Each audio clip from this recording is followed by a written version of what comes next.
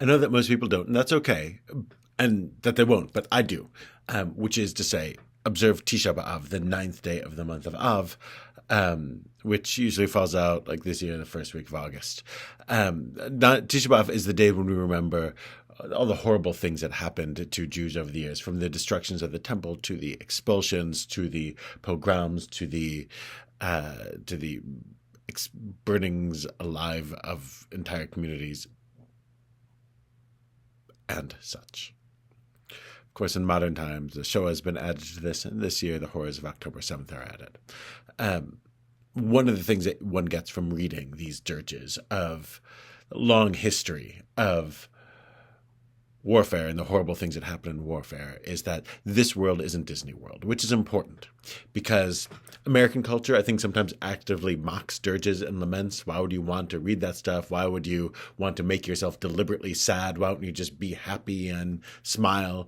And the whole Tisha B'Av attitude, which is remembering bad things, is, from the perspective of the mainstream Jewish position, a necessary perspective. Sure, maybe at more than a couple of points in Jewish history we've over-focused on it, but it's important to have that grounding, to understand that, among other things, war is horrible, and innocent people die in war.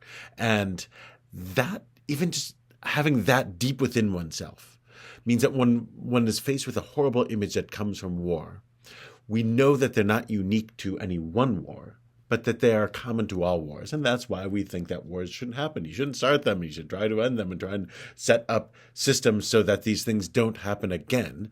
And that the difference isn't, is one war good and another war bad? But the difference is, are we seeing the pictures or not? And Jewish history, another point, is a long history of Jews begging for their lives. That's another thing you really understand when you dive into Tisha B'Av.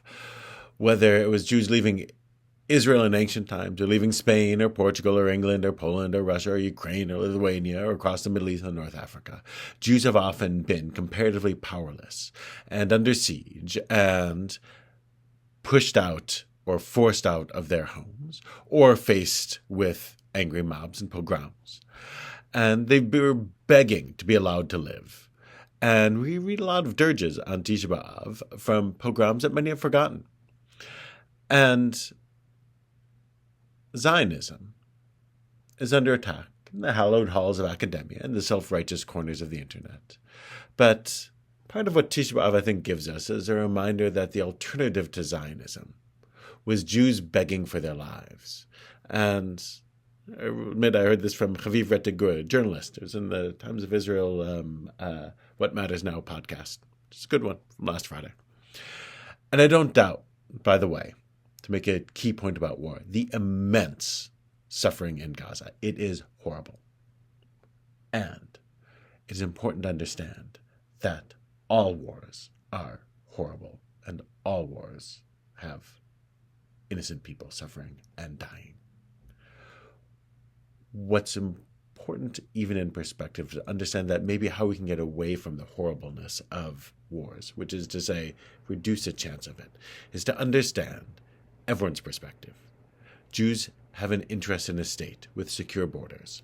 There are historical reasons for this. Some of those reasons are shared with most peoples in the world, including Palestinians, and some are unique to Jewish history. But if we want to get into a world where we don't add to dirges on our days of memory, we have to understand each other's needs. People have to understand the needs of Jews to have a state, and that Zionism isn't any different than French nationalism in that sense, or Palestinian nationalism, or Syrian nationalism, or American nationalism. People feel they need a country with secure borders. We have to understand where people are able to compromise on that and where they're not. Having historical perspective is important in this. Shabbat Shalom.